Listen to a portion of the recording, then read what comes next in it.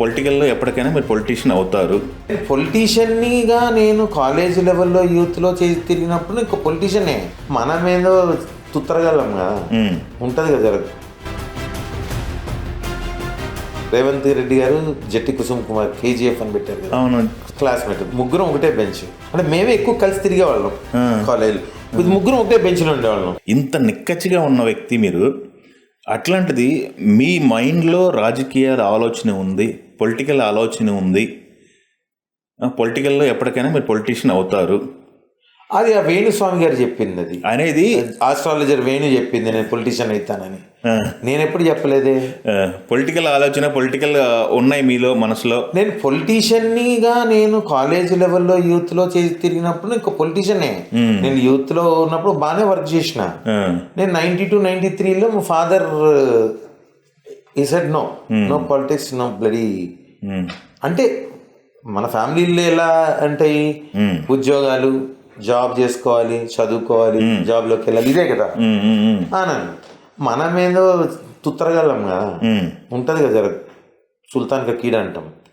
కాలేజీలో ఉన్నప్పుడు అన్ని పెట్టుకొని చల్లున్నాడు అనుకుంటే తిరిగి కూడా వేసాలు, కాలేజ్ వేసాలు చేసిన హైదరాబాద్.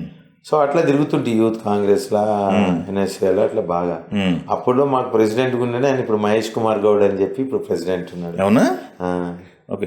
అక్కడ దక్కేందుకు రేవంత్ రెడ్డి గారు మీ క్లాస్మేట్ అని? అవును అవును, రేవంత్ రెడ్డి గారు జట్టి కుసుమ్ కుమార్ KGF అని పెట్టారు కదా. అవును, కుసుమ్ కుమార్ గారు. Kusum is my brother in law, మనకు రిలేటివ్. రేవంత్ క్లాస్మేట్, ముగ్గురం ఒకటే బెంచ్. అవునా? అప్పుడు నేను తిరిగేది, వీళ్ళు తిరిగేటోళ్ళు కాదు పొలిటికల్. ఏ టైంలో? 89 to 92 నేను AV కాలేజ్లో చదివా. కాలేజీలో క్లాస్మేట్స్? క్లాస్మేట్స్. ఓకే. అప్పుడు వాళ్ళు బుద్ధిగా ఉండేవాళ్ళు, వాళ్ళు శుభ్రంగా.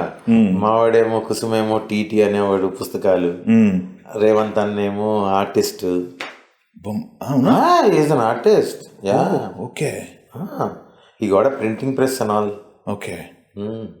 ఫుట్బాల్ ఎవరు బాగా ఉంది కదా. చాలా ఇప్పుడు దట్స్ వాట్ ఐ సర్ప్రైజ్. ఎందుకంటే 3 years దగ్గర నుంచి అంటే మేమే ఎక్కువ కలిసి తిరిగేవాళ్ళం కాలేజ్. ముగ్గురం ఒకటే బెంచ్లో ఉండేవాళ్ళం. అలా మా బ్యాక్ బెంచర్లో మేము. ఏదో ఒక క్లాస్లో మేడం బాగుంటే ముందుకు వెళ్ళేటోడిని. అదంతా కాలేజ్ లైఫ్ స్టైల్ అది. అదో లైఫ్ అది. బాగుంది. ఏవి కాలేజ్ దోమలగూడలో చదివిన, బాగా తిరిగిన. అప్పట్లో జర హల్చల్. కలిసారా మామూలుగా? సీఎం అయిన తర్వాత? సీఎం అయిన అంతకుముందు కలిసాను కానీ సీఎం అయినాక కలవలేదు. ఓకే. అంటే పొలిటికల్ అంత మునుపు పరిచయం బాగానే కలుసుకునేవాళ్ళు. MP ఎలక్షన్ టైంలో కూడా కలిసిన. ఆయన MP అవ్వడానికి బిఫోర్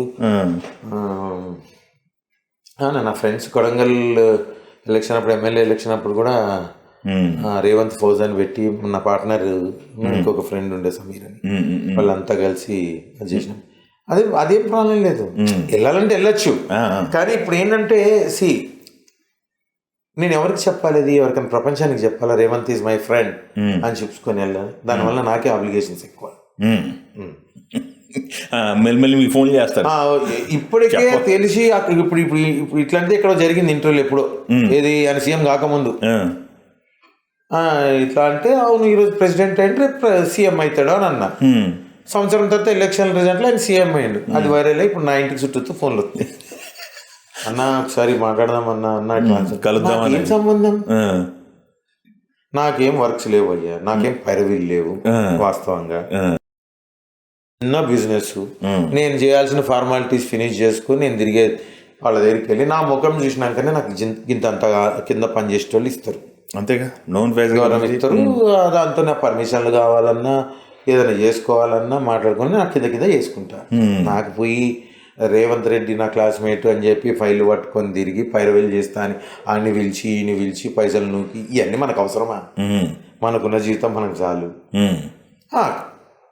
జనరల్గా ఎప్పుడో కలుస్తాను, అదే అంటే సార్ వాళ్ళకి 100 కమిట్మెంట్లు ఉంటాయి సార్. అవును, ఆ కుర్చీలో కూర్చున్న తర్వాత అయినో ఆ కొంచెం ఆ జ్ఞానం ఉంది కదా.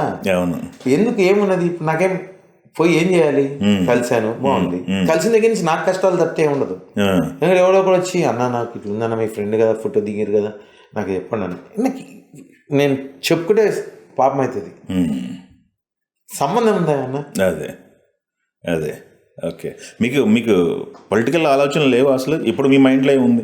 బేసికల్గా చెప్పనా అండి, నేను ప్రజాక్షేత్రంలోకి వెళ్ళి పోరాడి ప్రజాక్షేత్రంలోకి ఎమ్మెల్యేనో ఎంపీనో ఏదో అయ్యే అంత స్తోమత నాకు లేదు. ఫస్ట్ థింగ్ స్తోమత అంటే ఏ రకం?